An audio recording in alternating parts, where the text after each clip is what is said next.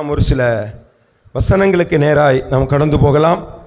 அதற்கு முன்பதாக ஒரு உலக பாடல் ஒன்று இருக்கிறது.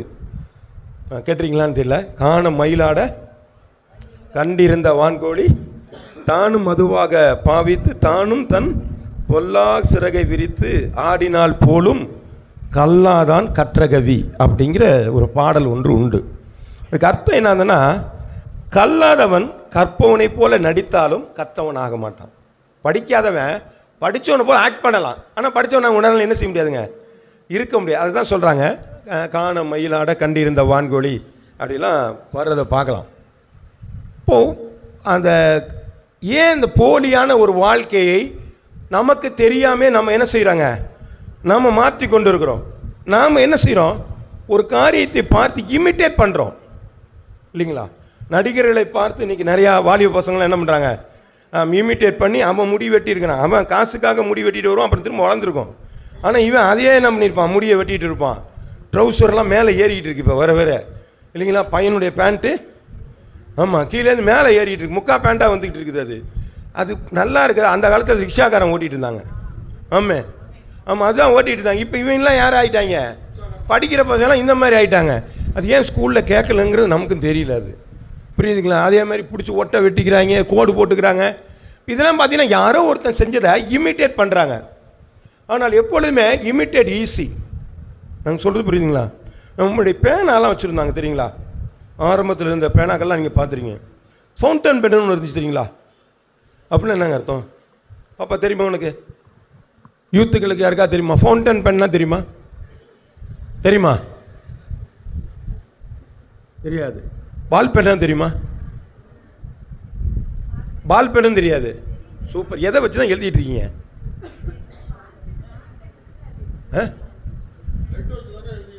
அது பேர் பால் பாயிண்ட் பென் தானே. அது பேர் லெட்டு பென்னு சொல்லிட்டீங்க. அது லெட்டுங்கிறது உள்ளே இருக்கிறதுக்கு பேர் தான். அதுக்கு பேர் என்னங்க, பால் பாயிண்ட் பென். அது உள்ளே பால் இருக்குது, அது நுனியில் இருக்கும், அது பேர் பால் பாயிண்ட் பென்னு. ஃபவுண்டன் பெண்ணுங்கிறது ஊற்று எழுதுகோள் இல்லையா. அப்படின்னு என்னங்க அர்த்தம், இங்கு போட்டு எழுதுகிற பேனாங்க, வேறு ஒன்றும் இல்லைங்க. அப்போ முன்னாடி இருந்துச்சு டச் பென்னு ஒன்று இருந்துச்சு, தொட்டு தொட்டு எழுதுறது இல்லைங்களா, டிப்பு பென், அது மாதிரிலாம் இருந்துச்சு. இப்போ அதெல்லாம் என்னன்னா புதுசாக மாறிட்டு இருக்கு. அந்த பேனா மாதிரியே இன்னொரு பேனா கண்டுபிடிச்சிடலாம். ஆனால் முத கண்டுபிடிச்சான் பார்த்தீங்களா, அதுதான் உருவாக்கப்பட்ட காரியம். பாக்கியெல்லாம் காப்பிரைட்ஸ். நான் சொல்கிறது இல்லைங்களா. எந்த இடத்துக்கு வரோங்கிறது கொஞ்சம் புரிஞ்சுக்குங்க. நாம் ஒரு காரியத்தை இமிட்டேட் பண்ணலாம், ஆனால் நாம் மாற ஆரம்பிக்கும் போது உருவாக்கப்படுகிற ஒரு காரியம் நமக்கு ரொம்ப கஷ்டமான ஒரு காரியமாக இருக்கிறது. அன்றைக்கி நிறையா வண்டிகளில் போகிறோம். அந்த வண்டி ஒரு மோட்டர் சைக்கிள் இன்னொரு கம்பெனிக்காரன் தயார் பண்ணுறான், இன்னொரு கம்பெனிக்காரன் தயார் பண்ணுறான். மாடல்கள் மாறலாம், ஆனால் மோட்டர் சைக்கிள்னு சொல்லி ஒருத்தன் உருவாக்கினான் பார்த்தீங்களா, அவன் தான் உருவாக்கினவன், அவன் தான் பிரில்லியன்ட்டு, அவன் தான் கற்றவன், மற்றவெல்லாம் காப்பிரைட் பண்ணுறவன். புரிஞ்சுக்கிட்டீங்களா? சரி, ரைட். சோத்திரம் உண்டாவதாக. இப்போது கொஞ்சம் வசனத்துக்கு நேராக நம்ம வரலாம். கலாத்தியர் எழுதின புஸ்தகம் 4வது அதிகாரம் 19வது வசனம். கலாத்தியர் 4:19. கிறிஸ்து உங்களிடத்தில் உருவாகும் அளவும்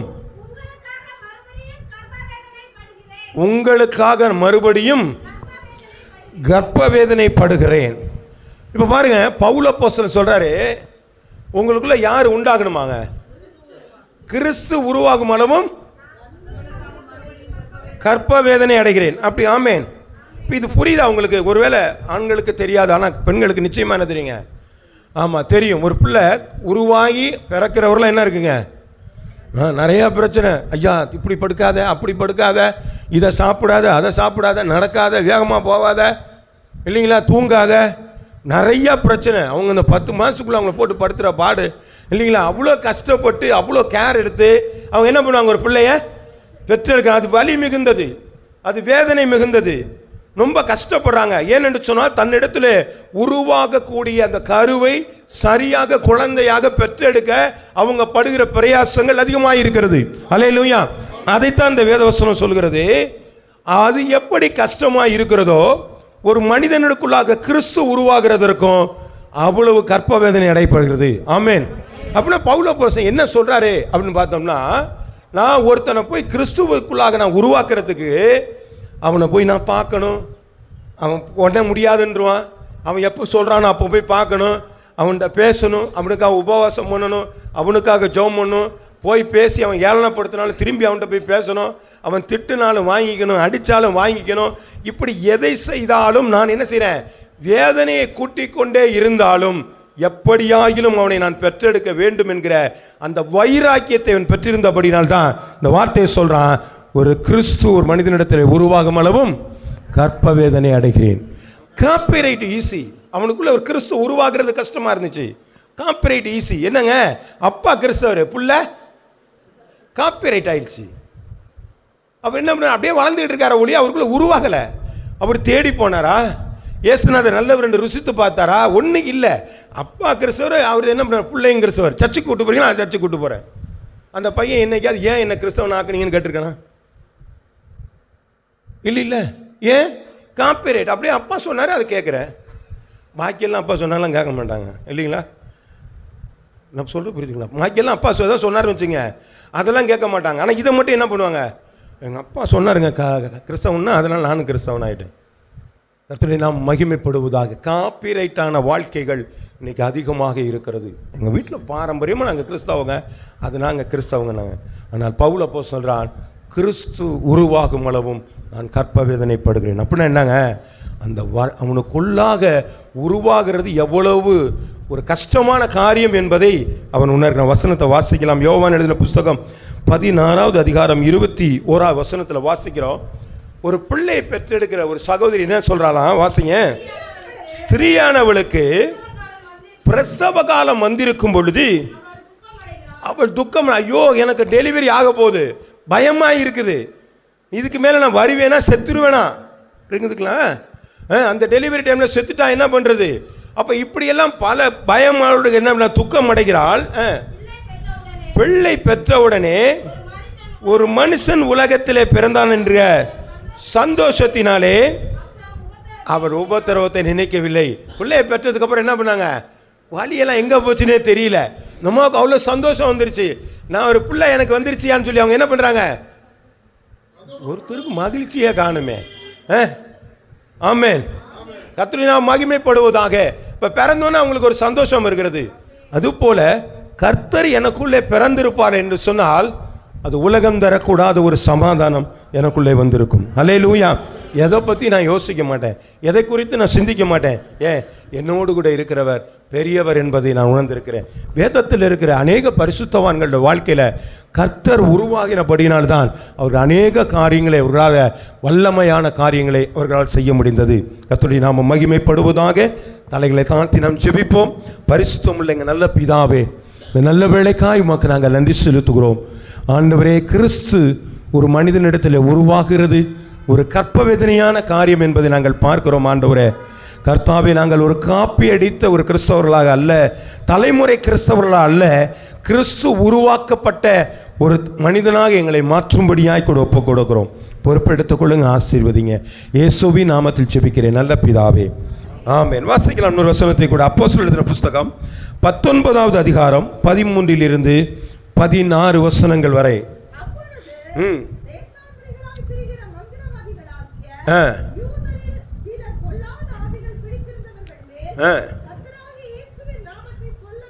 சொல்ல துணிந்து பவுல் பிரசங்கிக்கிற இயேசுவின் பேரில் ஆணையிட்டு. இப்போ பாருங்க, இவங்க யாருன்னு கேட்டீங்கன்னா, இவங்களுக்கு அவங்க ஒரு ஊழியக்காரனுடைய பிள்ளைகள், அப்படி தானே போடுதுங்க. ஆமாம், அவங்க ஒரு ஊழியக்காரருடைய பிள்ளைகள் தான். தேசாந்தரிகளாக திரிகிற மந்திரவாதிய யூதரின் சிலர் பொல்லாதவர்களை பிடித்திருந்தார்கள். அப்போ என்ன பண்ணுறாங்க, இவர்களுடைய வாழ்க்கையில் பவுலெல்லாம் தெரியாது இல்லைங்களா. பவுல் இருக்கிற மனிதனை தெரிகிறது, இயேசு கிறிஸ்துவை பற்றி அறிவு அவங்கள்ட்ட இல்லை. ஆனால் பவுல் ஒரு வார்த்தையை சொல்லும் பொழுது பிசாசு ஓடுகிறது, வியாதி சுகமாகிறது. இதை பார்த்தோன்னு அவங்க என்ன பண்ணிட்டாங்க, அவங்களும் உடனே செஞ்சிட்டாங்க, ஓ இதான் மந்திர வார்த்தை போல இருக்கு. ஆமாம், இந்த வார்த்தையை சொன்ன மந்திரம் சொன்ன மாதிரி இதை சொன்னால் உடனே என்ன பண்ணிட்டோம், பிசாசு பயந்து ஓடினு என்ன செஞ்சிட்டாங்க, அந்த பிசாசை துரத்த துணிந்தார்கள்.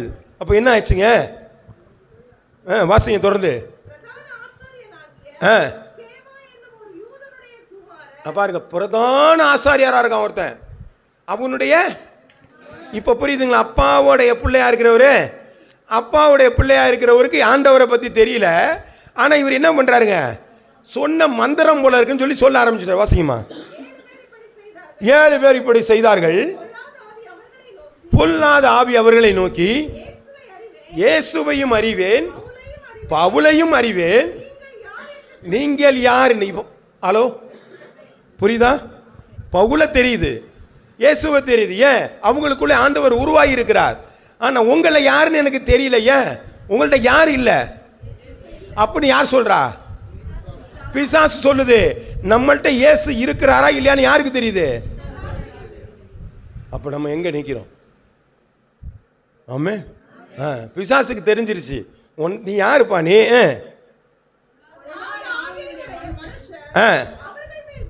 பாய்ந்து பலாத்காரம் பண்ணி அவர்களை மேற்கொள்ள அவர்கள் நிர்வாணிகளும் காயப்பட்டவர்களுமாகி ஓடி போனார்கள். அல்லேலூயா.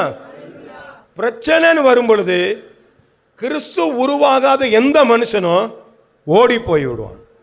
ஆமென். நிற்க முடியாது. உபத்திரம் வருதா போயிடுவான். கஷ்டம் வருதா, எனக்கு எப்போ பார்த்தாலும் கஷ்டம் வந்துட்டு இருக்குங்க, அந்த சமயம் கும்பிட்டா கூட தேவலாம் போல இருக்கு, ஓடியே போயிடுவான். ஏன்னா அவனுக்குள்ள கிறிஸ்து உருவாகலை, காப்பிரைட் ஆகியிருக்கிறான். மற்றவர்களை பார்த்து அவன் என்ன செஞ்சான்? கிறிஸ்தவன் ஆகியிருக்கிறான். இன்னைக்கு நிறைய பேர் சிலுவை போட்டுக்குவாங்க இல்லைங்களா? என்னன்னு கேட்டால் அது ஒரு ஸ்டைல் தான் நினச்சிட்டு இருக்கிறாங்க. இதெல்லாம் மாடல், அது மாதிரிலாம் மாதிரி, அந்த மாதிரி நாங்களும் போட்டுக்கிறோம். அவங்க கிறிஸ்தவங்க போட்டுக்கிறோம், நாங்களும் போட்டிருக்கிறோம். இது வல்ல வாழ்க்கை. உருவாகுதல் என்று சொல்லும் பொழுது ஒரு வசனம் சொல்லப்பட்டிருக்கிறது வேதத்தில். வசனம் நான் கிடைத்த உடனே அது என்ன செஞ்சேன்னு உட்கொண்டேன் அப்படிங்கிற அவன் தீர்க்கதரிசி.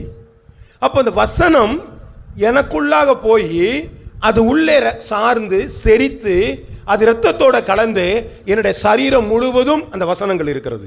அல்லேலூயா. இதுதான் உருவாக்கப்படுகிற ஒரு காரியம். நான் வசனத்தை வாசிக்கிறவனாக அல்லது மற்றவர்கள் பேசுகிற மாதிரி நான் பேசுகிறதாக இராதபடிக்கு அதன் உள்ளத்திற்குள்ளாக ஊறி போன ஒரு காரியமாக இருக்க வேண்டும். ஹல்லேலூயா, ஹல்லேலூயா. இவர் டிஜிஎஸ் தினகரன் பாடுவார். பாடும்பொழுது என்ன பண்ணுவார் தெரியுங்களா? கண்ணை மூடி மூடி இப்படி இப்படி இப்படி பண்ணுவார். நிறைய பேர் அப்படி பண்ணி பார்த்தாங்க, அது வராது. ஏன்? அது அவருக்கு உள்ளது, அது புரியுதுங்களா? அதே மாதிரி மோகன் சிலாசரஸ் கொஞ்சம் சவுண்டாக பேசுவார். அது மாதிரி சில பேர் என்ன பண்ணுவாங்க, பேசுவாங்க. ஐயா நீ காப்பிரைட்டு, நீங்கள் ஒன்றும் வேணாங்க. ஒரு சினிமா இருக்கிறதுல பார்க்குறோம், நாடகங்கள்லாம் இருக்கிறதெல்லாம் பார்க்குறீங்க. அதில் என்ன ஸ்டைல் இல்லைம்மா, அதில் என்ன பண்ணுவாங்க, ஒரு டாக்டர்னு ஒருத்தர் வருவார். அவருக்கு என்ன பண்ணியிருப்பார் பார்த்துருக்கீங்களா? கோட்டு போட்டு செத்தஸ்கோப் போட்டுருக்கு. ஏங்க அவரை போட்டுருக்குறாங்க? அப்பன்னு டாக்டர் தான் இருப்பான். ஆனால் டாக்டர் எல்லாமே கோட்டு போட்டு செத்தஸ்கோப் போட்டுட்டு தான் போவாங்களா? இல்லைங்களா? ஏன் அப்படி தானே? ஆமாம். அப்போ நம்ம என்ன பண்ணிகிட்டு இருக்கிறாங்க? ஏமாந்துட்டு இருக்கிறோம். யார் யார் கோட்டு போட்டு செத்தஸ்கோப் போட்டெல்லாம் டாக்டர்னு நம்பிக்கிட்டு இருக்கிறோம். ஆனால் டாக்டருங்கிறோம் இதை போட்டுட்டு போனால் மட்டும் டாக்டர் இல்லை, அவனுக்குள்ளே இருக்கிற செயல்பாடுகள் தான் டாக்டராக வர வேண்டும். அல்லேலூயா. நீங்களும் நானும் இயேசு மாதிரி இருக்கிறதில்ல, இயேசு போல இருக்கிறோங்கிறது சொல்கிறதில்ல, சபைக்கு போகிறோம் என்று சொல்லுகிறதில்ல. நம்முடைய செயல்பாடுகள் கிறிஸ்து எனக்குள்ளாக இருக்கிறார் என்பதை வெளிப்படுத்துகிறதே உருவாக்கப்படுகிற காரியமாக இருக்கிறது. அல்லேலூயா, அல்லேலூயா. கர்த்தருடைய நாமம் மகிமைப்படுவதாக. நாம் அவசரப்பட்டு சில காரியங்களை நாம் செய்கிறேன். உருவாகி இருக்கா இல்லைன்னு தெரியாமே நான் சில காரியங்களை நான் செய்கிறேன். மனித சிந்தையிலே சில பேர் ஜெபிக்கிற மாதிரி நானும் ஜெபம் பண்ணுவேன் இல்லைங்களா? எனக்கு என்ன சொன்னாலும் நான் தான் ஜெபம் பண்ணுவேன். சில பேர் நிறுத்தி நிதானமாக அழகாக ஜெபம் பண்ணுவாங்க. ஒருத்தவங்க வசனங்கள் நிறையா சொல்லி ஜெபம் பண்ணுவாங்க.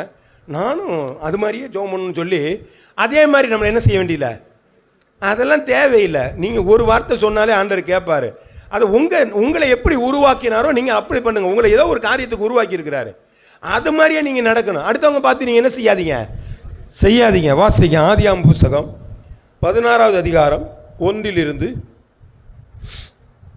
ஒரு மனித மாமிச சிந்தை ஒன்று கிரியை செய்கிறது. பிள்ளை இல்லாமல் இருந்தது.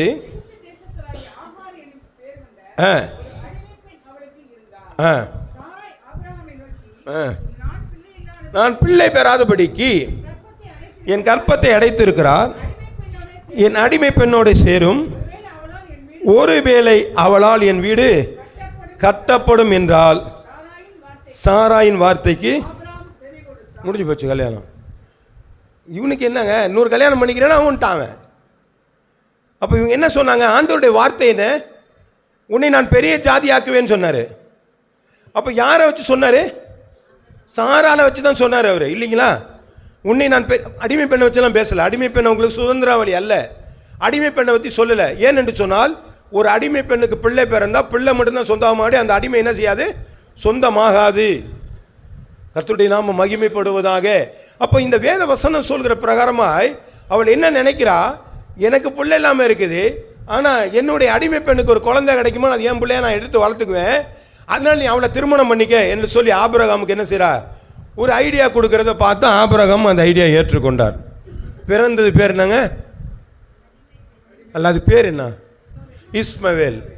அப்போ இஸ்மவேல் யார் அப்படின்னு சொன்னா, அவனுக்கு அந்த வாக்குத்தத்தம் உண்டானதா? இல்லை. அப்போ யாருக்கு தான் உண்டானது? சாராயினுடைய கற்பத்திற்கு யார் பிறக்கிறார்களோ அவர்களுக்கு மாத்திரமே என்ன செய்துங்க?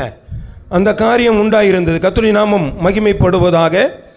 இப்போ ஆதியாகமம் 17:19 எடுத்து வாசிங்க.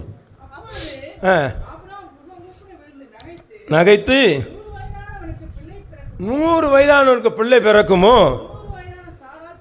90 வயதான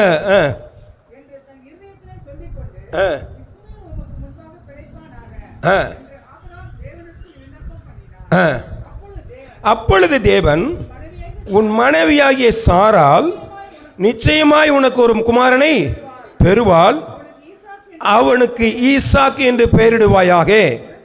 என் உடன்படிக்கை அவனுக்கும் அவனுக்கு பின்வரும் அவன் சந்ததிக்கும் நித்திய உடன்படிக்கையாக ஸ்தாபிப்பேன்.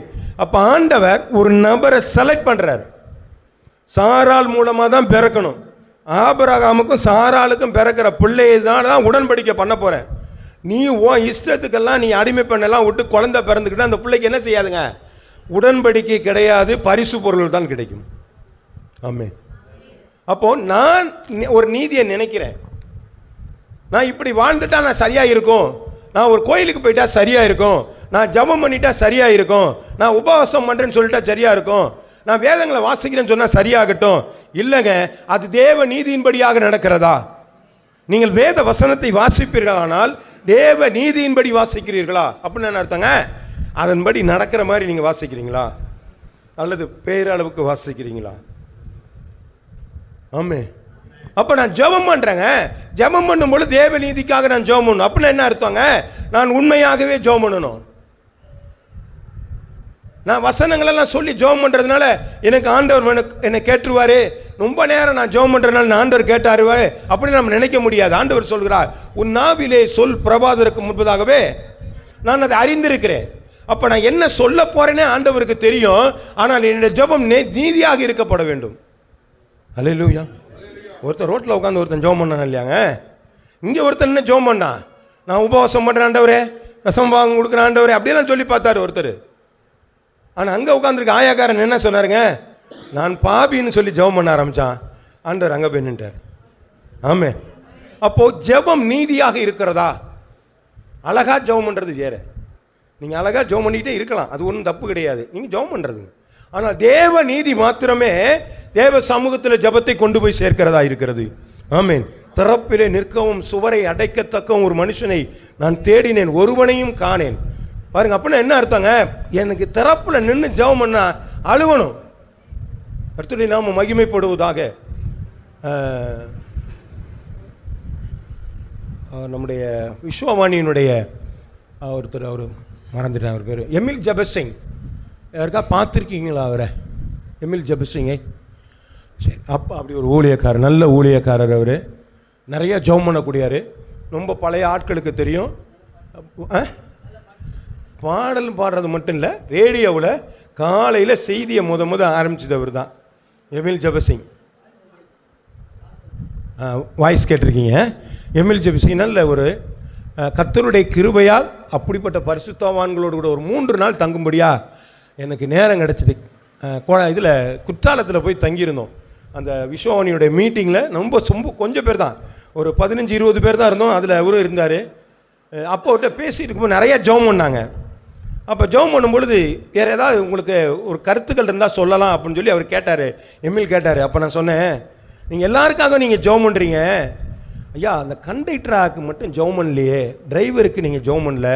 அவங்க ஒரு நாள் கிட்டத்தட்ட 1000 பேருக்கு மேலே சந்திக்கிறாங்களே, அவங்க ரட்சிக்கப்பட்டால் அநேகர் ரட்சிக்கப்பட மாட்டாங்களா? ஏன்னா நான் கண்டக்டருங்கன்னு போய் சொன்னேன். அப்படி பேசிக்கிட்டு இருக்கும் பொழுதே அவர் கண்ணில் தண்ணி ஊற்றும். அந்த மாதிரி மனுஷனை நான் பார்க்கல. ஒரு ஜெபம்னு சொன்னால கண்ணிலேருந்து தண்ணி வருங்க. அப்போ அவருடைய உள்ளம் எப்படி உடஞ்சிருக்கும். இன்னைக்கு இருந்தாங்க, ஜீவானந்தம்லாம் இருந்தார், பழைய ஆட்கள். இன்றைக்கி அப்படி ஒரு செலக்ட் பண்ணக்கூடிய ஆட்கள் யாரும் இல்லை. இப்போ ஒரு பேட்ரிக் ஜோஷுவான்னு ஒருத்தர் இருந்தார், ஐயா ஒருத்தர். அவர் காக்கி பேண்ட்டு வெள்ளை சட்டை தான் போடுவாருங்க. அருமையான மனுஷன், எப்பொழுதுமே ஜெபம் பண்ணக்கூடியவர். முழங்கால் ஜெபங்கள் இன்றைக்கி அதை மாற்றி வச்சுருக்குறாங்க. அப்போ அவங்கெல்லாம் என்ன பண்ணுறாங்கன்னா, அந்த ஜெபத்தில் பயங்கரமான வல்லமைகள், அவங்க தேவனை இறக்கி கொண்டிருந்தாங்க. அந்த ஜெபம் நம்மள்கிட்ட இல்லை. காரணம் என்னென்னா, நீதி இல்லை நம்மள்கிட்ட.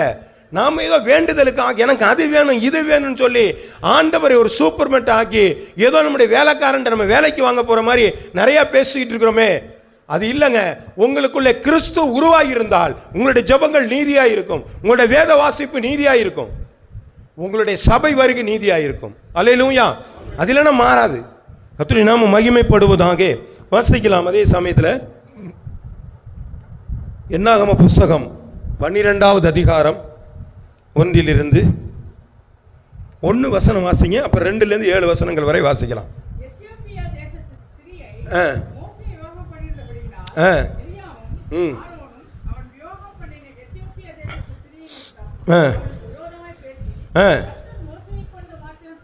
இப்போ என்ன பண்றாங்க, மோசேயுடைய சகோதரி தான் யாருங்க, மிரியாம். இப்போ மிரியாம் என்ன சொல்றா, வாசிங்க. கர்த்தர் மோசையை கொண்டு மாத்திரம் பேசினாரோ, எங்களை கொண்டு அவர் பேசினது இல்லையோ என்றார்கள். கர்த்தர் அதை கேட்டார். இப்போ பாருங்க, அந்த அம்மா என்ன சொல்றாங்க, மோசே தான் தீர்க்கதரிசியா, நாங்கள்லாம் தீர்க்கதரிசி இல்லையா, நாங்களும் தான் பேசியிருக்கோம், நாங்களும் தான் தீர்க்க தரிசனம் சொன்னோம். ஆமாம் அப்படி சொன்னாங்க அவங்க. உடனே சொன்ன அவங்களுக்கு என்ன ஆச்சு, வாசிக்கலாம்.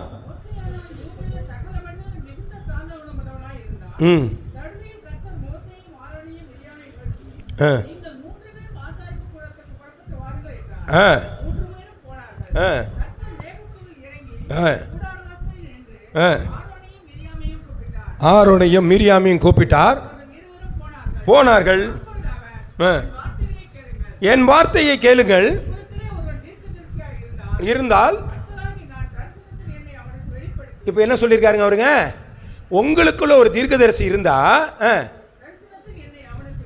தரிசனத்தில் என்னை அவனுக்கு நான் வெளிப்படுத்தி இருப்பேன், அவனோடு கூட பேசுவோம். அப்ப என்ன பண்ணாரு, ஒரு தீர்க்கதரிசியா இருந்தா நான் அவனோட பேசுவோம்ப்பா. ஆமே. அப்ப மீரியாமுக்கும் மோசேக்கும் வித்தியாசம் இருக்குது. வாசிங்க தொடர்ந்து. என் தாசனாகிய மோசேயோ அப்படிப்பட்டவன் அல்ல, அவன் என் வீட்டில் எங்கும் உண்மை உள்ளவனாய் இருந்தான். அல்லேலூயா. அப்போ மோசே அவன் உண்மையுள்ளவனாய் இருந்தபடினாலே, தேவ நீதி உள்ளவனாய் இருந்தபடினாலே, அவன் உண்மையாக தீர்க்கதரிசியாய் இருந்தபடினாலே, 10வது வசனத்தை எடுத்து வாசிங்க என்ன நடந்ததுன்னு. நீங்கி போயிற்று, மீரியாம் உறைந்த மலையின் வெண்மை போன்ற குஷ்டரோகியானால்.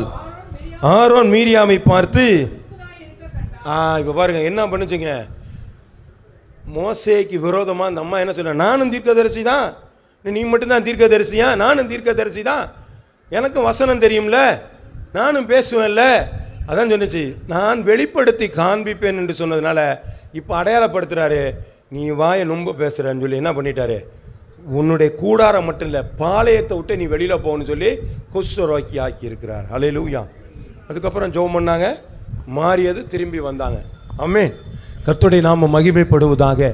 நாம ஆண்டவருடைய அந்த நீதி, அந்த உணர்வு, ஆண்டவரோடு கூட இருக்கிற அந்த நல்ல ஐக்கியம் இல்லாத ஒரு காரியத்தை நாம் செய்வோமானால், காப்பிரைட் மட்டும் பண்ணிட்டு இருந்தோம்னா சுத்தமாக அது வேஸ்ட்டுங்க. அது நம்மளை ஏமாத்திய காரியம். நம்ம செய்கிற காரியங்கள் நமக்கு அது பலன் கொடுக்கக்கூடிய இருக்கு. அதனால் அப்பம் இல்லாததற்காக உங்கள் பணத்தை என்ன செய்யாதீங்க, செலவு பண்ணாதீங்கன்னு சொல்லி பைபிள் போட்டிருக்கு. நான் ஜெபம் பண்ணேன்னா அந்த ஜெபத்துக்கு பலன் கிடைக்கணும். பேருக்கு ஜெபம் பண்ணல எந்த பிரயோஜனமும் இல்லை. வாசிக்கலாம், ஒரு சில நபர்களை நாங்கள் சொல்கிறோம் அது எப்படிப்பட்டவர்களாக இருக்கிறார்கள் என்று சொல்லி. யாத்ராமலின புஸ்தகம் 3வது அதிகாரம் 6 to 10 வசனங்கள் வரை மோசே குறித்து இதில் நாம் பார்க்குறோம். வாசிங்க.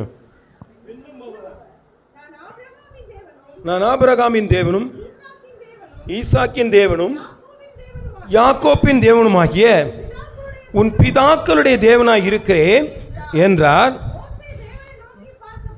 பயந்ததினால் தன் முகத்தை மூடிக்கொண்டான் என்று சொல்லி பார்க்குறோம்.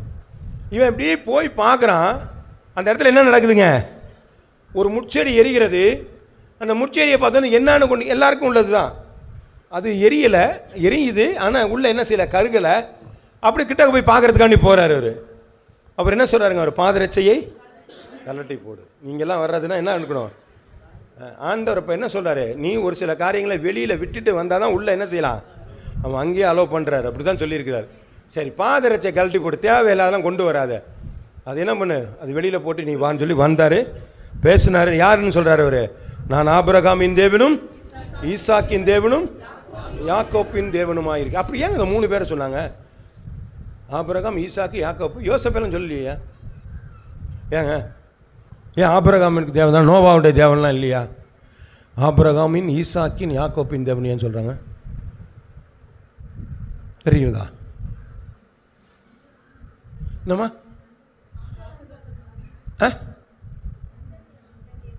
புரியல?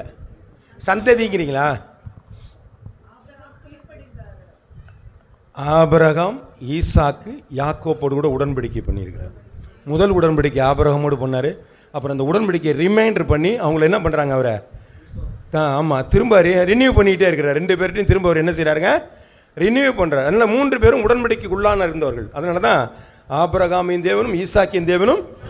நீங்கள் பைபிளை படித்து பாருங்கள், இது மாதிரி ஒரு உத்தமமாக படித்து பாருங்கள், தெரியும். சரி, அப்போ என்ன பண்ணாங்க? அவங்களுடைய தேவனாக இருக்கிறேன், நான் இன்னைக்கு உன்னோட கூட வர்றேன், உன்னை என்ன செய்ய போகிறேன்னா,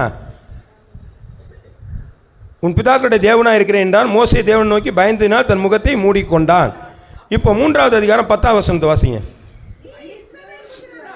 நீ இஸ்ரவேல் புத்திரராகிய ஜனத்தை எகிப்திலிருந்து அழைத்து வரும்படி உன்னை பார்வோனிடத்திற்கு அனுப்புவேன் வா என்றார். ரைட்? ஆமே. இப்போ நம்மளையும் எல்லாரையும் அழைச்சிருக்கிறார். அது மாதிரி நம்மளும் வந்திருக்கிறோம். இப்போ மோசே அப்படி தான் அழைச்சார். ஆனால் மோசே அழைக்கும் பொழுது அவனை உருவாக்க ஆரம்பிக்கிறார், இல்லைங்களா? புரியுதா நான் சொல்கிறது? புரியுதா? ஆமாம். அவர் எத்தனை வருஷம் எகிப்தில் இருந்தார்? 40 வருடங்கள். அதுக்கப்புறம் எங்கே போனார்? எந்த ஊருக்கு போனார்? எங்க எந்த தேசத்துக்கு போனாருங்க? கானான் தேசத்துலாம் போல. இல்லை, இப்போ தான் நீங்கள் இப்போ படிச்சிங்களே.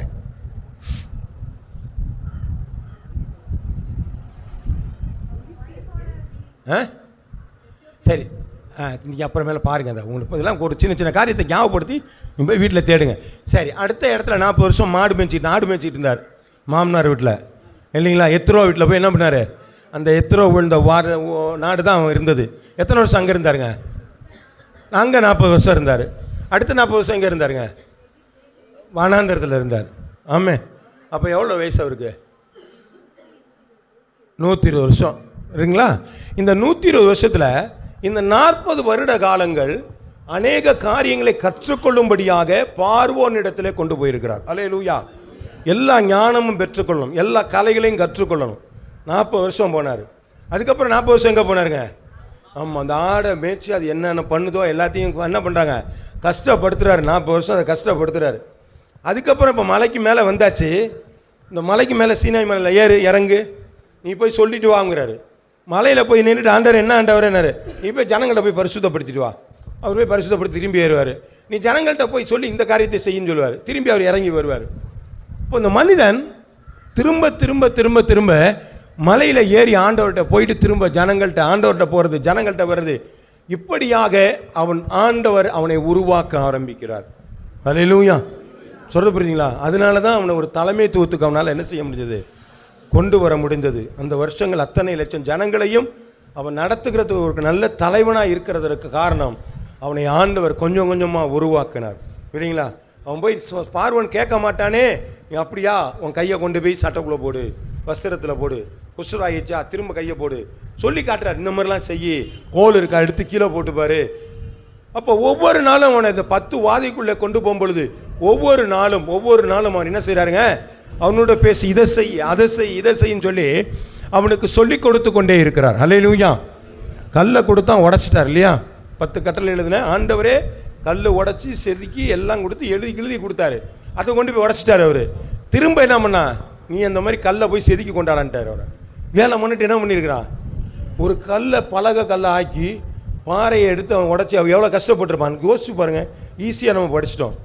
ஒரு கல்லை எழுதுவதற்கான கல்லாக அவன் எப்படி மாற்ற விரும்பியிருக்கான் பாருங்க. கொண்டு போய் ஆண்டர்கிட்ட கொடுத்தோன்னு ஆண்டவர் எழுதி கொடுக்குறார். அப்போ அவனுடைய பாடுகள்லாம் எதுக்கு காரணம்னு சொன்னால், அவனை ஆண்டவர் உருவாக்கி ஒரு தலைமைத்துவத்தை கொண்டு போனார். ஈஸி இல்லைங்க தலைமைத்துவம். எல்லா நிலைகளிலும் ஆண்டவராலே உருவாக்கப்பட்ட பிற்பாடு தான் ஒரு இடத்துக்கே ஆண்டவர் என்ன செய்வாருங்க, நம்மளை கொண்டு போவார். ஒன்றும் இல்லாமல்லாம் போய் அங்கே போய் நின்னா என்ன ஆகுங்க, வெக்கப்பட்டு போயிடும். சரி, கர்த்தருடைய நாமம் மகிமைப்படுவதாக. அப்போ வாசிக்க முடியும். இதுதான் டெடிகேஷன். அவனை பிரதிஷ்டை பண்ணுகிற ஒரு அனுபவம். ஆரோனை குறித்து ஒரு பிரதிஷ்டை பண்ணாங்க. நீ இப்படித்தான் இருக்கணும், இந்த ட்ரெஸ் தான் போடணும், தலப்பா தான் போடணும், நீ எப்பொழுதுமே ஆசாரிப்பு கூடாரத்தில் விளக்கு எரியாமல் பார்த்துக்கணும், ஒரு நாள் எரிஞ்சிக்கிட்டே இருக்கணும், அணையாமல் பார்த்துக்கணும். ஆமேன். அப்போ எவ்வளோ கஷ்டம் பாருங்கள். அப்போ எல்லாத்தையும் அவன் கவனிப்பாக இருக்கணும். அவன் மந்தைகளை கவனிப்பாக இருக்கணும். எவனாவது குஷ்டம் இருந்துச்சா அவன் கலர் வெள்ளையாக இருந்தால் அவனை மாற்றி பாளையத்தை வெளியில் தள்ளணும். அப்போ அத்தனை ஜனங்களுக்கும் ஒரு தலைவனாக இருந்த அந்த ஊழியக்காரன் எவ்வளோ கண்காணிப்பாக இருந்திருக்கிறான். அப்போ பிரதிஷ்டை, அந்த பிரதிஷ்டை எப்படி வந்துச்சுன்னா, கர்த்தர் அவனை உருவாக்கினபடினால்தான் அந்த பிரதிஷ்டையிலே அவனால் நிற்க முடிந்தது. அல்லேலூயா. அவர் உருவாக்கலைன்னு சொன்னால் அநேக கோரக்கின் புத்திரர்கள் எழும்பினாங்க. எழும்பி என்ன பண்ணாங்க, நாங்களும் ஆசாரியர்கள் எழும்பினாங்க. பள்ளம் பிளந்து எல்லாரையும் உள்ளே தள்ளிடுச்சு இல்லைங்களா? அப்போ மோசேக்கு அடுத்து யாரை கொண்டு வரணும்னு தேவன் தீர்மானித்தார், யோசுவாவை கொண்டு வர தீர்மானித்தார்.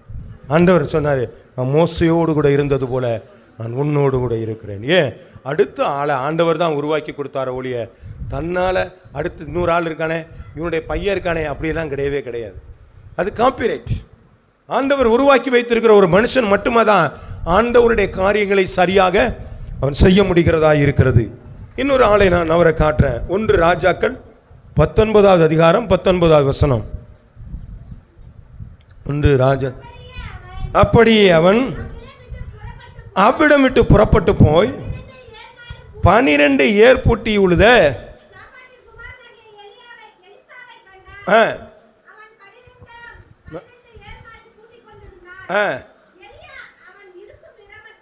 போய்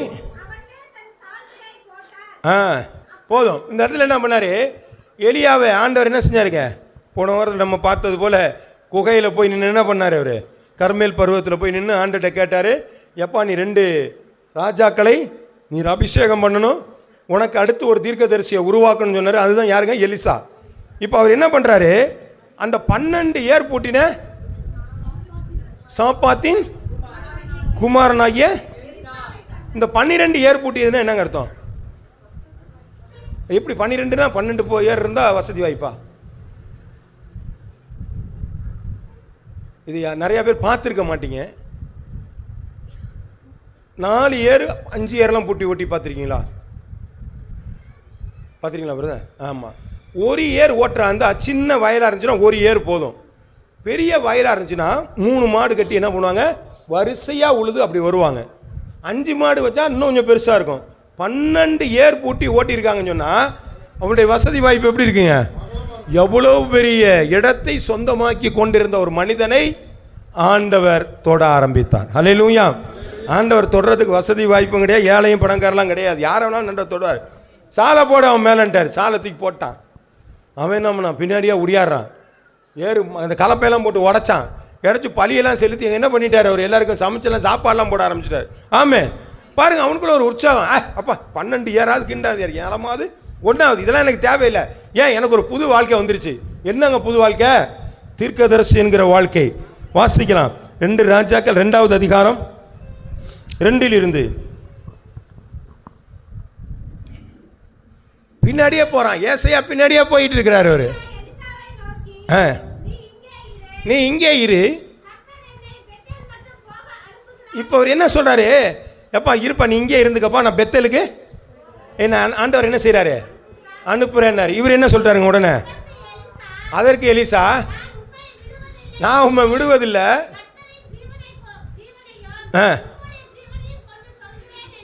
பாருங்க, இவர் என்ன சொன்னார்? எப்பா நான் பெத்தல் போகிறேன்ப்பா, நானும் வருவேன். நான் ஆண்டவர் நாமத்தில் நான் சொல்கிறேன், நான் உன்னை விட்டு விளையவே ஓட மாட்டேன். ஏன்? நீ என் மேலே சால் போட்ட, ஒன்றை விட்டு இல்லை, ஒன்றை இருக்கிற காரியம் எனக்கு வேணும். நீ பயங்கரமான அற்புதமான ஆளியா? நீ வானத்தையே நின்ன பண்ண நிறுத்தின ஆள் இல்லையா? மழையை நிறுத்தின ஆள், பனியை நிறுத்தின ஆள், அக்னியை கொண்டு வந்த ஆள். நான் உன்னை விட மாட்டேன். நீ உனக்கு அடுத்து தானே என்னை கொண்டு வந்திருக்கிற, உன் பின்னாடி விட மாட்டேன். வாசிங்கம்மா தொடர்ந்து.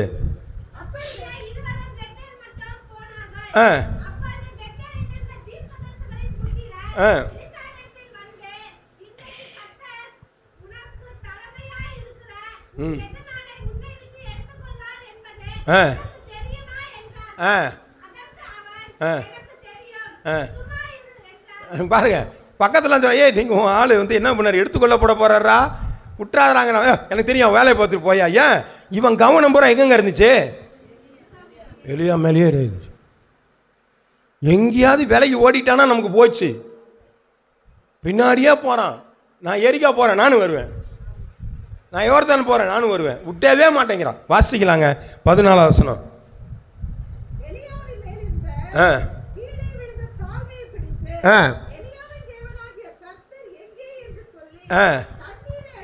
அடித்தான்.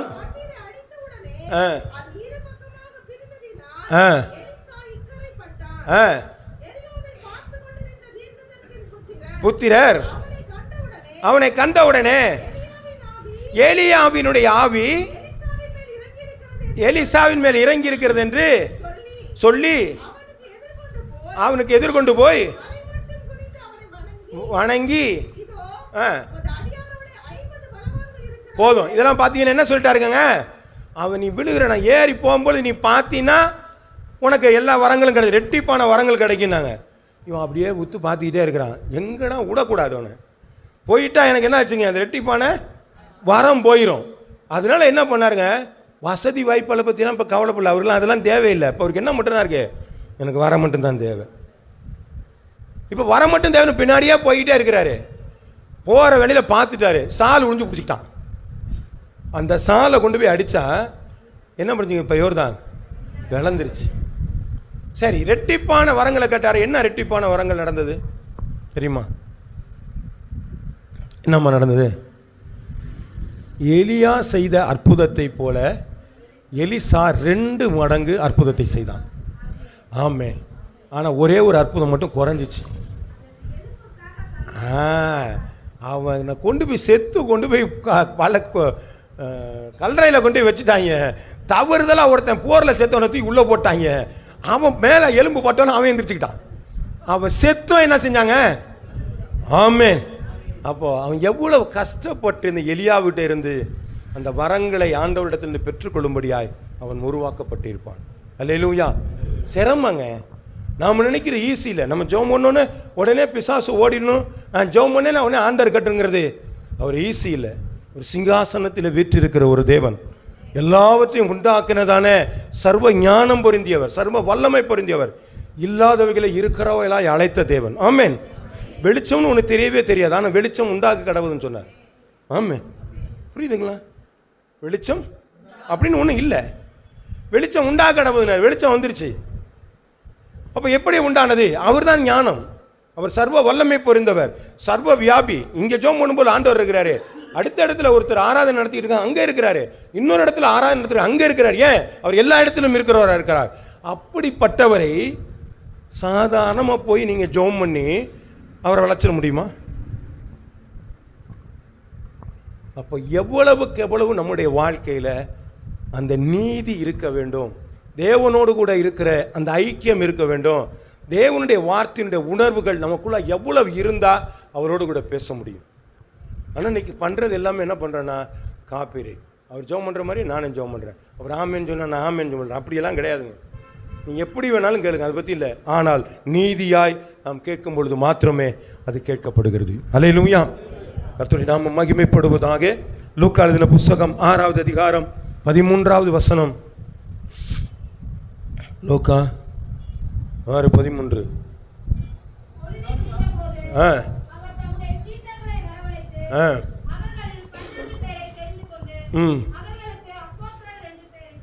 பாருங்க, சீசர்கள்லாம் வரவழைச்சாரு. அவங்கள என்ன பண்ணாங்க? அவரு 2 பேரா 12 பேர் என்ன செஞ்சிட்டாருங்க? 2 பேர் கிராமத்தில் நான் சொன்னேன் அது ஒன்று. 12 பேர் என்ன செஞ்சாங்க அதில்? அப்போ சீசருக்குள்ளே ஒரு செலெக்ஷன் நடந்துருச்சு. ஆமே. அப்போ உருவாக்கணும்னா ஒரு ஆளை என்ன பண்ணணும்? அங்கேருந்து செலெக்ஷன் பண்ணி தான் எடுக்கணும், இல்லைங்களா? சில ஸ்கூல்லலாம் பண்ணுவாங்க, இந்த படிக்கிற பிள்ளைகளாக பார்த்து கொஞ்சம் ஒதுக்கி என்ன பண்ணிவிடுவாங்க, தனி செக்ஷனே வச்சுருவாங்க. அந்த பிள்ளைங்களை என்ன பண்ணுறதுன்னு தெரியல. இல்லைங்க, இந்த பிள்ளைங்க வந்து ஹை மார்க் வாங்கணும் அப்படின்ட்டு அந்த பிள்ளைங்களை செலக்ட் பண்ணிவிடுவாங்க. ஆமாம், அது மாதிரிலாம் இருக்கிற மாதிரி என்ன பண்ணார்? ஒரு 12 பேர் என்ன பண்ணுறாருங்க? எடுத்துட்டார், செலக்ட் பண்ணிட்டார். இப்போ என்ன நடக்குது? லூக்கா எழுதின புஸ்தகம் 10வது அதிகாரம் 3வது வசனம். புறப்பட்டு போங்கள், ஆட்டுக்குட்டிகளை ஓநாய்க்குள்ளே அனுப்புகிறது போல. இப்போ ஆண்டவர் அனுப்பும் பொழுது என்னன்னு சொல்லி அனுப்புறாருங்க? ஓநாய்க்குள்ள. அப்போ ஓநாய்க்குள்ள ஆட்டுக்குட்டி போனால் என்ன ஆகும்? கொன்னுடும். இப்போ நம்மளே ஆண்டவர் பார்த்து என்ன சொல்றாரு?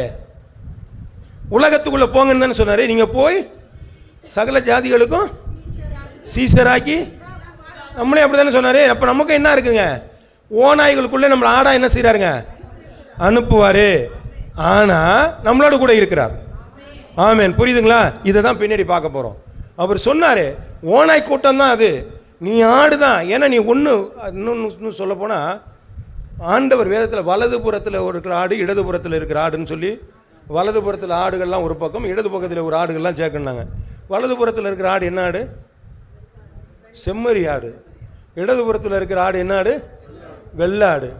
ரெண்டுமே ஆடு தானே. இது ஏன் வெள்ளாடு செம்மறி ஆடு? இல்லைங்க, செம்மறி ஆட்டுக்கு அதுக்கு நிறையா இருக்குது. அதுக்கு சொல்கிறதுக்கு இப்போ நேரம் இல்லை. செம்மறி ஆடுகளுக்கு மேய்ப்பன் தேவை. அது வந்து மேலெல்லாம் ஏறாது. அது எப்படி தண்ணி குடிக்கும்னு இருக்குது. அது தனியாலாம் இருக்காது. அந்த மாதிரியெல்லாம் அதுக்கு ஒரு சில கேரக்டர்லாம் இருக்குது. அதனால தான் அந்த வலது புறத்தில் இருக்கிற செம்மறி ஆடை பற்றி ஆண்டவர் சொல்லியிருக்கார். இப்போ எங்கேயோ போயிட்டோம் இல்லைங்களா? எதை சொன்னேன்? ஆமாம், ஆட்டுக்குட்டி அவங்களை அனுப்புகிறேன். ஓநாய்க்குள்ளே ஆட்டுக்குட்டி அனுப்புகிற மாதிரி நம்மளை ஆட்டுக்குட்டி அனுப்புகிறாரு. அப்படின்னா என்ன அர்த்தம்னா, நான் உன் கூட இருக்கிறேன்ப்பா, நீ ஆடுதான்ப்பா, நீ பயப்படாத. அது கொல்ற வரவெல்லாம் அவங்க தான் இருப்பானுங்க, மோசமான பசங்க தான், நான் உன் கூட இருந்து உன்னை பார்த்துக்குவேன் என்று சொல்லி தான் அந்த ஆண்டவர் அனுப்புகிறார். இப்போ லூக்கா எழுதின புஸ்தகம் 10வது அதிகாரம் 3 4வது வசனம் வாசிக்குமா? 4வது வசனம். பணப்பையையும் சாமான் பையையும் பாதை இறைச்சிகளையும் கொண்டு போக வேண்டாம். இப்போ இந்த 12 பேர் எப்படி அனுப்புகிறாருங்க? அவரு என்னென்ன கொண்டு போகக்கூடாது? பணப்பை உனக்கு வேணாம். நாளைக்கு பணப்பை இருந்தால் தான் நாளைக்கு மத்தியானம் போய் சாப்பிட முடியும், ராத்திரி சாப்பிட முடியும், நாளைக்கு சாப்பிட முடியும். பணப்பை எதையாவது எடுத்துகிட்டு போகாத. அப்புறம் என்ன சொன்னார்? இந்த ஜாமான்லாம் வேணும்னு சொல்லி நீ என்ன செஞ்சிடாத, அதையும் எடுத்துகிட்டு போயிடாத. பாதரட்சையை கொண்டு போவாத, நீ ஒன்றும் கொண்டு அப்படியே போங்கிறாரு. ஆமே, ரொம்ப மோசமானவர்ல. உண்மை சீசர்களை பார்த்து அப்படியே போங்கப்பா அப்படின்ட்டாரு. அவங்களும் போகிறாங்க 12 பேரும். ஏன்? அவருடைய வசனத்தை கேட்டு இருந்த ஜனங்கள், நீ அப்படியே போப்பா, உன்ட்ட ஒன்றும் கொடுத்து அனுப்பலை, நீ அப்படியே போங்க, ஒன்று எல்லாத்தையும் எழுதி போட்ட சட்டையோடு போங்கடான்ட்டார். அப்போ உருவாக்கப்பட்ட அவர்கள் போனாங்க. வசனத்தை வாசிக்கலாம். அதுலேருந்து லூக்கா எழுதின புஸ்தகம் 22வது அதிகாரம் 35வது வசனம்.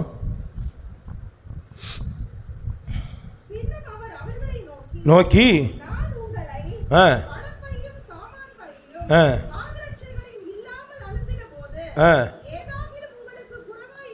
ஏதாவது உங்களுக்கு குறைவா இருந்துச்சா? பாருங்க, திரும்பி வரும்போது அதாங்க ஒரு நல்ல ஒரு தலைவனுக்கு அடையாளம். நான் உன்னை அனுப்பிச்சேன்லப்பா, ஏதாவது குறை இருந்துச்சா உனக்கு? ஒரு குறையும் இல்லைண்டவர். பணப்பையும் எடுத்துகிட்டு போகல, பாதரட்சியும் எடுத்துகிட்டு போகல, சாமான் பையும் எடுத்துகிட்டு போகல, ஒன்றுமே இல்லாமல் போனவங்களுக்கு எல்லாமே என்ன செஞ்சிச்சிங்க? ஆண்டவர் கொடுத்தா. நீ யார் வீட்டில் தங்கணும்னு ஒன்று, நீ போய் வீட்டில் சமாதானத்தை சொல்லு, சமாதானம் சொன்னால் அவன் வீட்டில் போய் தங்கிக்கோ, எல்லாமே உனக்கு கிடச்சி போயிடும். ஆமே. ஆனால் நாம் இன்றைக்கி கிறிஸ்தவத்துக்குள்ளாக வந்த பிற்பாடு நாம் எதை தேடுகிறோம் என்று சொன்னால், ஆண்டவரே என்னை நடத்தும் என்று சொல்லி சொல்லாதபடிக்கு நாம் நம்ம வசதிக்கு தேடிக்கிட்டே இருக்கிறோம். ஆமென், அல்லேலூயா. புரியுதுங்களா? நாம் எந்த இடத்துக்கு போகணும் அப்படிங்கிறத நாம் தீர்மானிக்கிறோம். தேவன் தீர்மானிக்கணும் நீ எந்த இடத்துக்கு போகணும்னு சொல்லி. நாம் ஆண்டவர் அனுப்பினாரே, ஆனால் ஒரு நாளும் ஒரு இடத்திலும் குறைவில்லாமல் இருப்போம். அல்லேலூயா. ஆனால் நம்ம சுயம் என்கிற ஒரு காரியம்தான் அங்கே மாற ஆரம்பிக்குது. தொடர்ந்து அதெல்லாம் வாசிக்க ஆரம்பிக்கலாம். சரி, ஒரு வசனத்தை நீங்கள் வாசிக்கலாம்.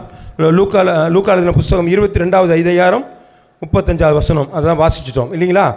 இப்போது சங்கீதம் 119 73 வசனத்தை வாசிக்கிறோம். நாம் எப்படிப்பட்டவர்களாக இருக்க ஆண்டவர் விரும்புகிறார். உம்முடைய கரங்கள், அப்போ ஆண்டவருடைய கரம் என்னை உண்டாக்கி என்னை உருவாக்கிட்டு உம்முடைய கற்பனைகளை கற்றுக்கொள்ள என்னை உணர்வுள்ளவனாக்கும். அப்போ வேதங்களை கற்றுக்கொள்வதற்கு எனக்கு உணர்வு தேவை. ஆமென், ஆமென். கர்த்தருடைய நாமம் மகிமைப்படுவதாக. கெட்ட காரியங்கள் நமக்குள்ள ஏராளமாக வரலாம், அது அப்படியே நிலைச்சு நிற்கும். ஆனால் ஆண்டவருடைய காரியங்கள் நமக்குள்ளே வரும் பொழுது நிறைய பைபிள் வசனத்தை வாசிச்சுக்கிட்டே இருப்போம். ஆனால் பைபிள் வசனம் நம்ம மண்டையில் என்ன செய்யாதுங்க, ஏறவே ஏறாது. மனசு நீங்கள் 10 வாட்டி இந்த ஒரு வசனத்தை எடுத்து படித்து மனப்பாடம் பண்ணி பாருங்கள். எதுலையால் ஒன்றில் என்ன பண்ணுவாங்க, விட்டுருவோம்.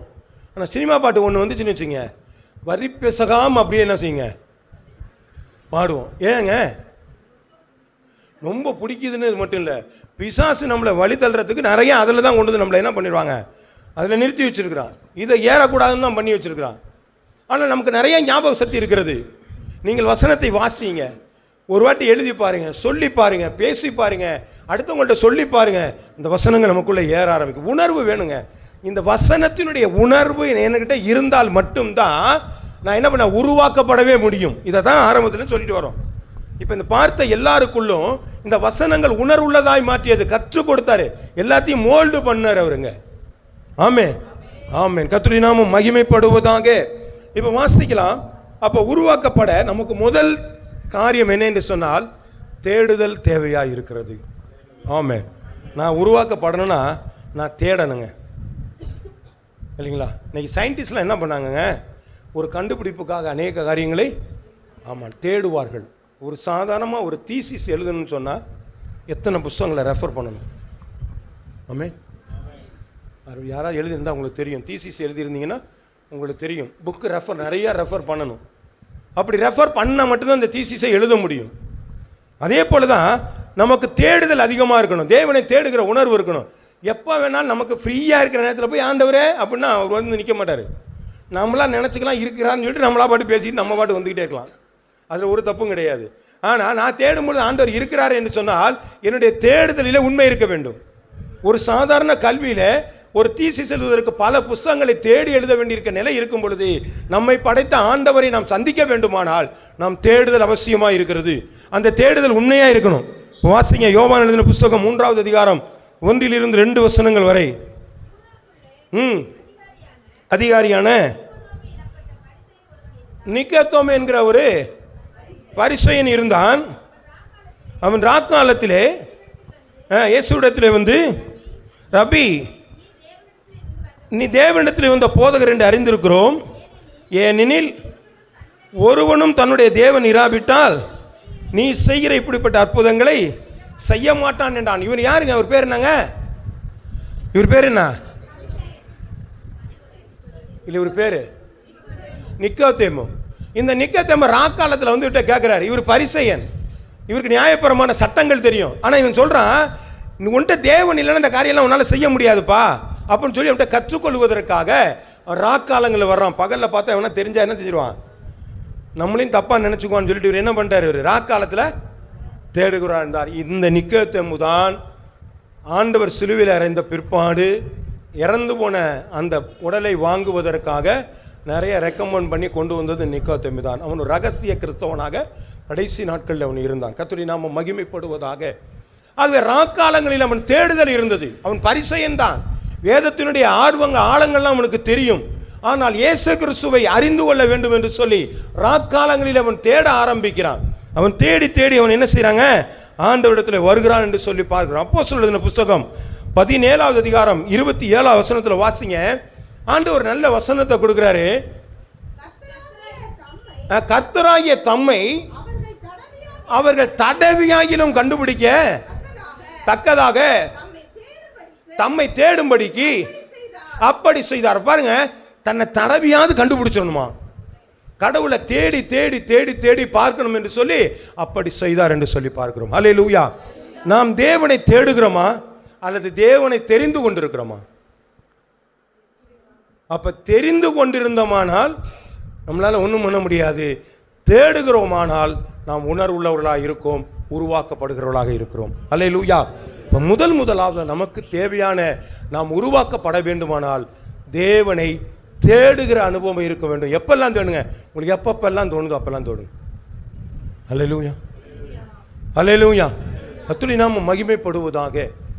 நம்ம எக்காலத்தில் நம்ம கர்த்தரை ஸ்தோத்தரிப்பேன், அவர் துதி ஆமா என் வாயில் இருக்கும். எப்பொழுது துதிப்போம்?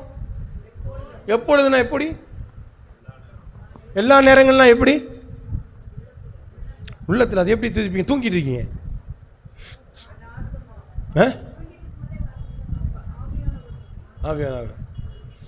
இப்போ நான் முழிச்சுக்கிட்டு இருக்கும்போது கண்ணு எப்படி இருக்குங்க? திறந்துருக்கு. நான் வேணா என்ன செஞ்சுக்குவேன், நான் மூடிக்குவேன். ஆனால் நான் படுத்து தூங்கும் பொழுது என்னுடைய சுவாசம் நிற்குதா? அது என்ன பண்ணுதுங்க? நான் நினச்சா நிறுத்திடுவேனா? நிறுத்தினால் முடியாது. அது பாட்டுக்கு என்ன பண்ணுதுங்க? அது பாட்டு ஓடிட்டு தானே இருக்குது.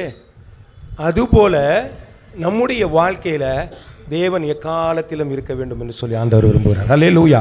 என்னுடைய சுவாசம் போல அதுக்கு நிற்கவே நிற்காது. என் ஆயுசு உள்ள வரையிலும் அந்த சுவாசம் எப்படி அதுவாகவே இருக்கிறதோ அதே போல என்னுடைய ஆண்டவர் எனக்குள்ளாக இருக்கும்படியா என்னுடைய தேடுதல் இருக்கணும்.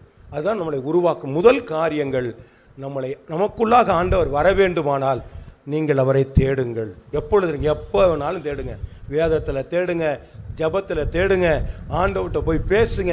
எப்படியாயிலும் நீங்கள் தடவியாயிலும் கண்டுபிடிக்கத்தக்கதாக அவர் அப்படி செய்தார் என்று சொல்லப்பட்டிருக்கு. அல்லேலூயா. நீங்கள் அப்படி கண்டுபிடிக்காம எங்களுக்கு ஏசு தெரியுமே அப்படின்னீங்கன்னா உங்கள் வாழ்க்கையில் நீங்கள் உருவாக்கப்படலை, காப்பிரைட்டராக இருக்கிறீங்க, ஜெராக்ஸ் காப்பியாக இருக்கிறீங்க. யாருடைய ஜெராக்ஸ் காப்பியோ நீங்கள் இருக்கிறீங்களே ஒழிய ஆண்டவர் சொன்ன என்ன சொன்ன ஒரிஜினலாக இல்லை அப்படிதான் அர்த்தம். சரி, ரெண்டாவது ஒரு காரியம், லூக்கா எழுதின புஸ்தகம் 1வது அதிகாரம் 30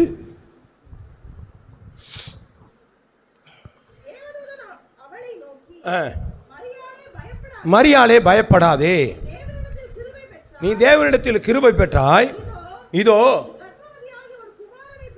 பெறுவாய், இயேசு என்று பெயரிடுவாயாக, அவர் பெரியவராயிருப்பார் எனப்படுவாய்,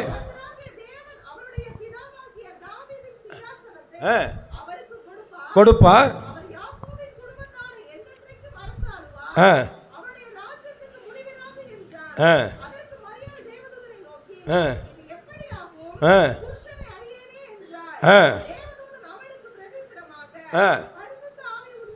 வரும் நிழலிடும். அப்போ அவளுக்குள்ளே இருக்கிற ஒரு உணர்வை கொண்டு வருகிறார். உன்மேல நிழலிடுவார், பரிசுத்தாய் உனக்குள்ளே வரும் அப்படின்னு சொல்லி உனக்குள்ளே ஒரு கரு உண்டாக போகிறது. அவர் இயேசு என்கிற ஒரு காரியங்கள் உருவாக்கப்பட போகிறது என்று சொல்லும் பொழுது அவள் தன்னை என்ன செஞ்சாருங்க? ஒப்பு கொடுக்கிறாள் என்று சொல்லி பார்க்கிறோம் இல்லைங்களா? கர்த்தருடைய நாம் மகிமைப்படுவதாக. 38 வசனத்தை வாசிங்க. அதற்கு மரியாள், நான் ஆண்டவருக்கு அடிமை, உம்முடைய வார்த்தையின்படி எனக்கு ஆக கடவுது என்றால். இது ஈஸி ஆயிடுச்சுல. சரி, தேவதூதன் சொல்லிட்டார், ஒன்று எனக்கு என்ன உண்டாகுதுங்க? ஆக கடவுது அப்படின்னு சொல்லிட்டா சரியா போயிருமாங்க? கொஞ்சம் நியாயப்பிரமாணத்துக்கு போகணும். ஏனென்று சொன்னால் நியாயப்பிரமாணத்தின்படியாக கல்யாணம் ஆகாத ஒரு பெண் கற்பம் தரித்திருந்தால் கல்லெறிந்து கொல்லப்பட வேண்டும். ஆமே. அப்போ மரியாளுடைய நிலை என்ன? ஆமே.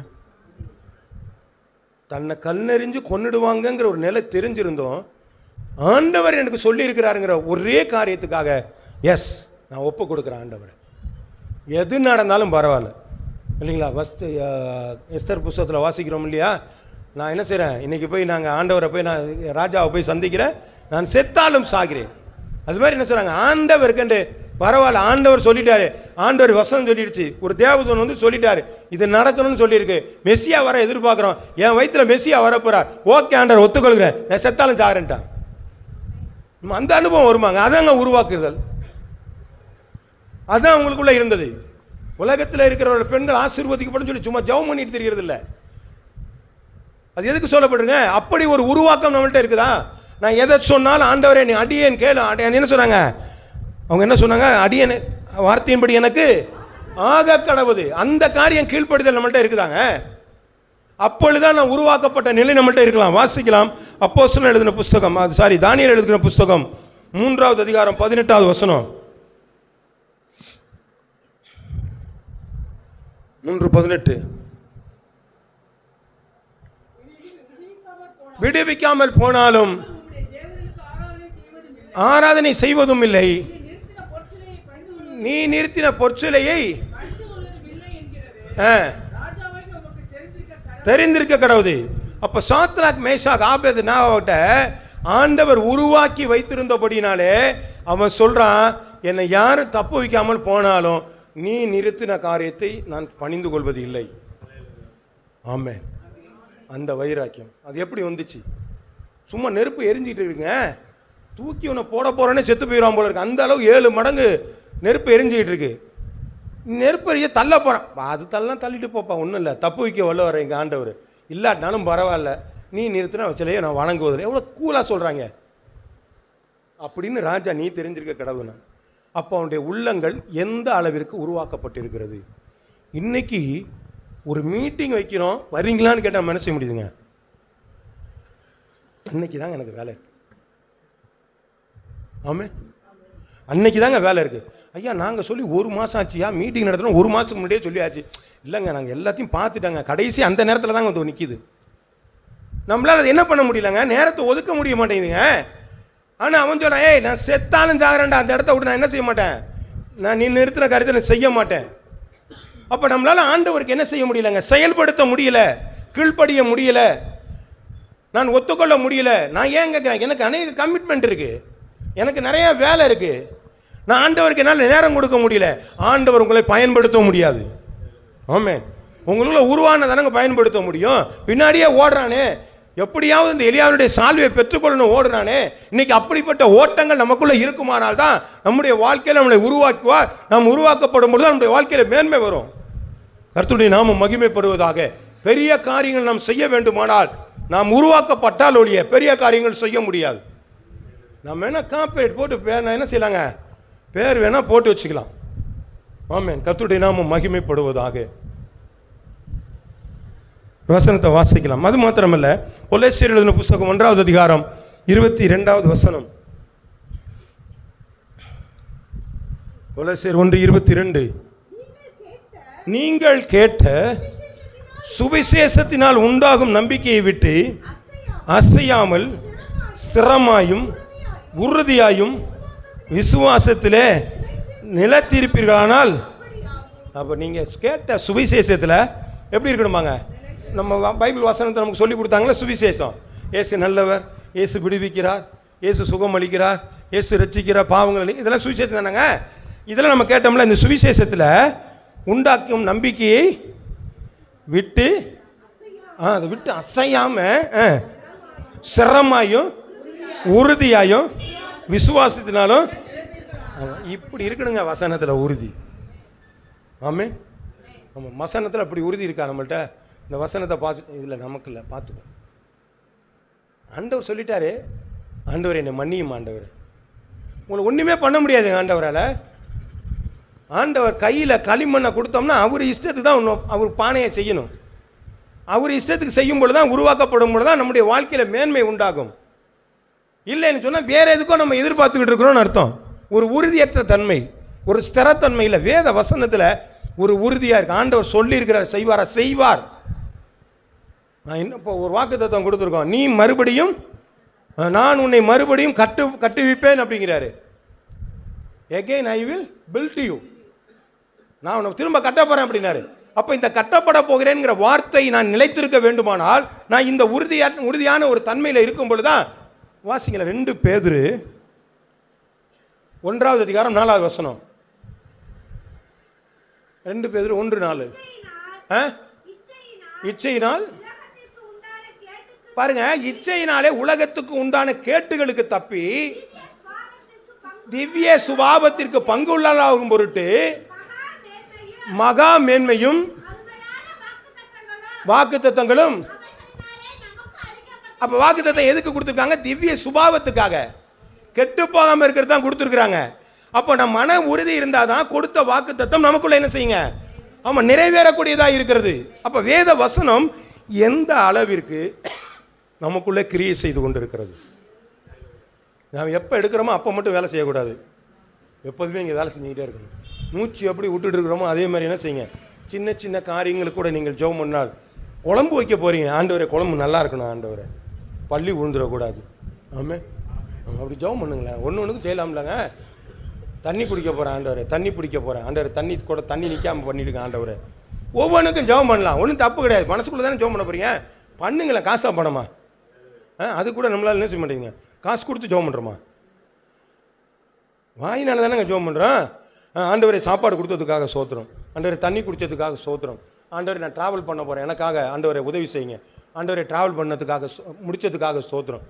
ஒன்றுக்கு எல்லாவற்றிலும் சோத்திரம் செலுத்துங்கள் கிறிஸ்து இயேசுவுக்கு. அதுவே தேவனுடைய தேவனுடைய தேவனுடைய நீங்கள் சித்தமாக இருக்கிறது. அப்படி ஞாபகம் இருக்கா? ஒரு வசனம் அப்படிதான் உள்ளே போகலை, இன்னும் அப்படியே வெளியில் இதுக்குள்ளேயே இருக்குது. இது எப்போ உள்ளே போகுதோ நீங்கள் உருவாக்கப்பட ஆரம்பிப்பீர்கள். வாசிக்கலாம். யோபு எழுதின புஸ்தகம் 13வது அதிகாரம் 15.